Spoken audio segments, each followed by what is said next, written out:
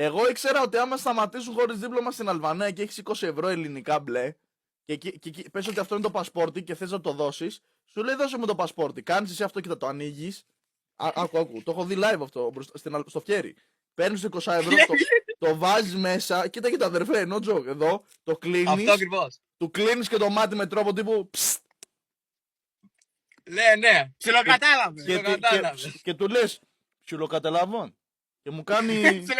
Σπιδιόρ. Και την ώρα που του δίνω εγώ αυτό. Κάνει έτσι και τάκ, έφυγες. Και το παίρνει, μετά μου το δίνει. Εγώ, άκου, με κλεμμένο αμάξι. Χωρίς ασφάλεια, χωρίς δίπλωμα.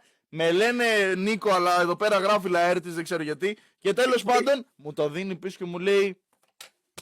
Έτοιμος. Καλό δρόμο στα ελληνικά μου λέει. Ακριβώς, Καλό δρόμο στα ελληνικά. Και μου λέει κάνουμε follow στο Instagram. Και του λέω καλά Αλβανός δεν είσαι. Και μου λέει το παίζουμε. Έχουμε έρθει από την Ελλάδα.